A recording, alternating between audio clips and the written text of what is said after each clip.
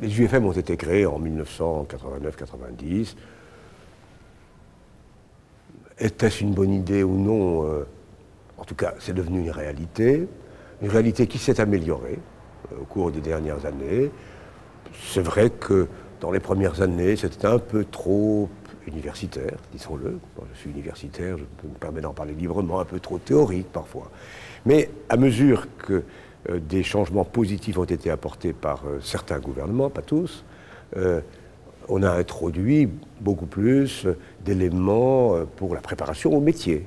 Les UFM sont devenus de véritables écoles de formation professionnelle, mais en même temps ouvertes à la culture, à la réflexion, comme c'est normal. Un professeur, c'est à la fois quelqu'un qui doit apprendre à apprendre et être imprégné lui-même d'un savoir et d'une culture. Donc il faut mélanger intelligemment les deux exigences de préparation professionnelle et de culture. On pouvait améliorer encore les programmes, l'organisation des UFM, mais là, il ne s'agit pas de ça. Il s'agit en réalité, tout en maintenant peut-être les bâtiments, d'en casser le système, puisque finalement, ce sont les universités qui seraient appelées directement, en s'appuyant éventuellement sur les UFM, à donner des éléments de formation professionnelle. Mais les universités, pardon de le dire, là encore, je peux choquer mes collègues universitaires, elles ne sont pas compétentes, et elles n'ont pas l'expérience. Ou alors, ce sera pire que ce qu'étaient les UFM première manière, très théorique, très général, avec des modules plus ou moins incertains. En plus, qu'est-ce que vous voulez? Bon, c'est une question de conception. Pour moi, la République est une et indivisible. Et notamment lorsqu'il s'agit de l'école. C'est l'État qui doit donner les instructions, les directives, les cadres qui définissent les programmes, qui établissent les diplômes, qui organisent la préparation au métier pour les futurs maîtres. Au nom de l'autonomie, laisser les universités faire ce qu'elles veulent dans leur coin ne permet pas, ou casse un système national. Et alors ça veut dire que selon les académies, selon les endroits, vous apprendrez ceci, vous apprendrez cela. Et que faites-vous d'un élève qui change d'habitation, d'une famille qui se déplace dans un autre département? Ce n'est pas normal.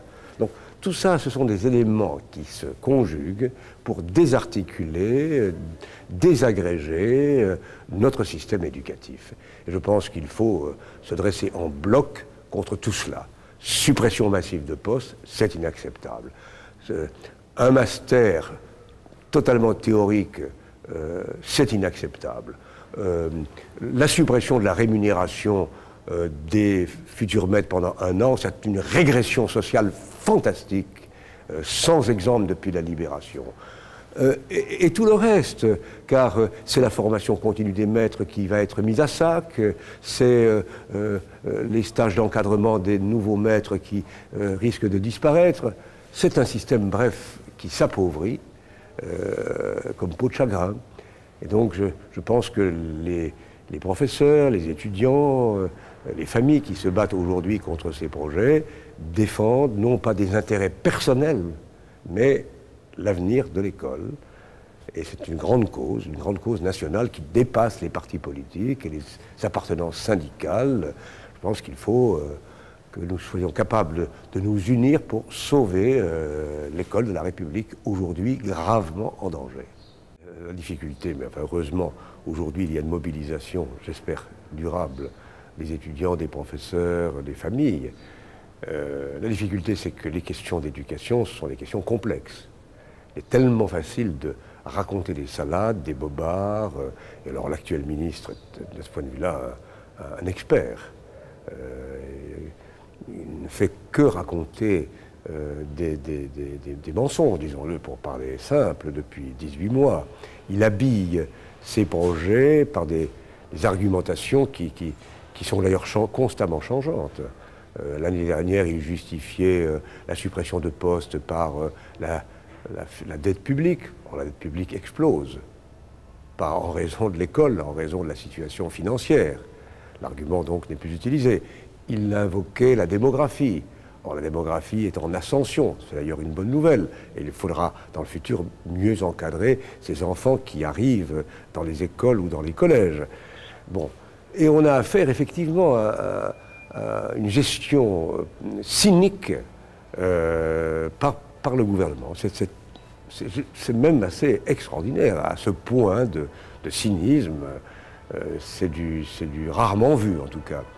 Alors, la difficulté, évidemment, c'est qu'il faut pouvoir expliquer, il faut être le plus simple possible, je ne sais pas si je le suis moi-même, il faut être très clair, très simple, très concret. Oui ou non, voulez-vous que les futurs maîtres soient privés d'une formation professionnelle? Si vous pensez qu'ils n'ont pas besoin d'être formés, soutenez le gouvernement. Si vous estimez qu'un maître, un futur maître a droit à une année de formation rémunérée, alors battez-vous pour qu'elle soit préservée et conservée.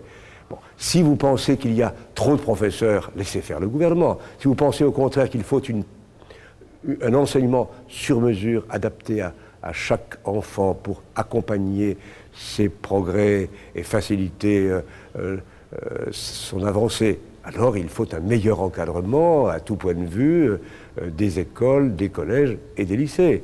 Je crois qu'il faut essayer de réduire, c'est ça notre devoir à nous qui combattons contre ces projets, il faut essayer d'être le plus clair possible. Je ne sais pas si je le suis, il faut être concret, clair, simple, et se méfier des formules qui appartiennent au milieu et que nous seuls comprenons. Par exemple, je répète, l'expression mastérisation, c'est une invention diabolique, ce mot, l'invention diabolique du gouvernement pour donner à penser qu'il élève l'exigence éducative.